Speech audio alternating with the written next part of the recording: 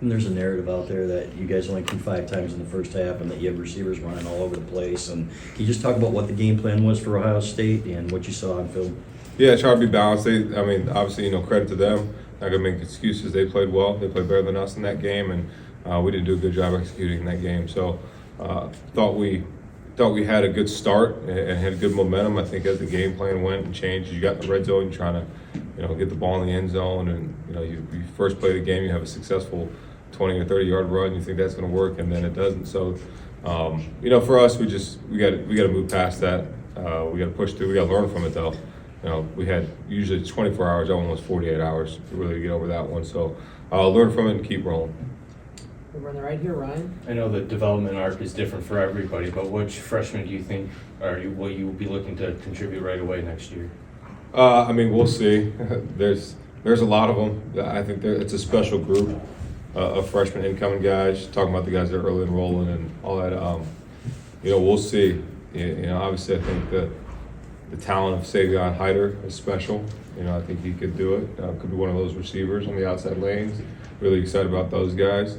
The linemen are all going to compete. So it's a great group, and the corners as well, linebackers. It's a complete group. So we'll see as we get through spring practice. I can answer that question better as we get to there and get to the summer. How much do you think NIL has impacted signing day with so many guys flipping all across the country, like on the last minute after being committed to schools for a long time?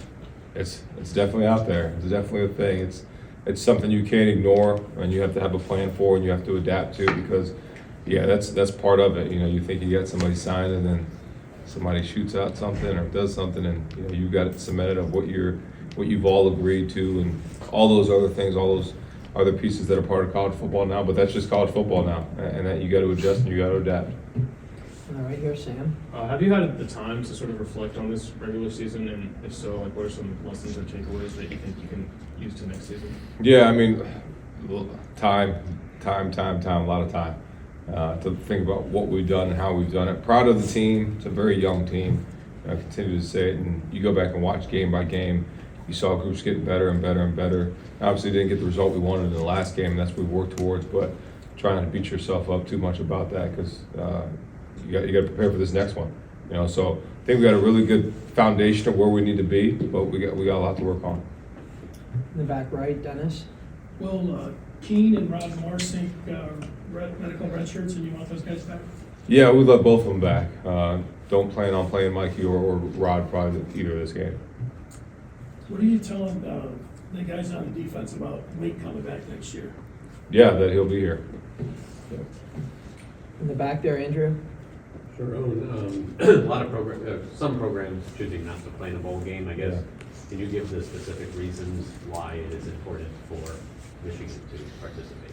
Yeah, it's only, I think I said this yesterday, but you only get better at it by playing it. The development that you get, these extra 15 practices when you get down the bowl side are super important. And for us to be the team we need to be, you need to practice football, you need to play football, you need to have those competitive atmosphere, you need to have that physicality to get back to where we need to be. And we know we're not where we are right now is not where we want to be, but that's where we're at. And our team is excited about the challenge ahead, because it's going to be a great opponent. But these practices are so important. You take them all, and you want them and you need them, and it's only going to help us in the long run. Charles. Yeah, just wanted to get your quick thoughts on the quarterback matchup. What do you hope to see from Bryce in the final game of his freshman year, and then what have you seen from Arch? Yeah, Bryce just go through his progression, stay true to his read, be who he is. Let's put a great game plan together to complement our playmakers, and go try to win the game, and really not try to make it about Arch versus Bryce, which I know that's what it'll be about. It's Michigan versus Texas, and they can't make it versus those two kids. And then you mentioned NIL. When do you start to get a plan together and talk to players that are expected to return for next year about their NIL? Yeah, those are just ongoing conversations that you have to have with kids. Just the state of college football now, you can't ignore it. And, you ignore it, then all of a sudden you lose a whole team, and we can't do that. So retainment is a huge piece of what we have to do and what we will do as we go forward. To clarify, are you expecting Rod back next year, or is that still? We'll see. Think so, but that's something we got to leave up to the doctors and him and his family. About Justice last night about whether he'd be healthy for the game, but do you anticipate him returning 2026?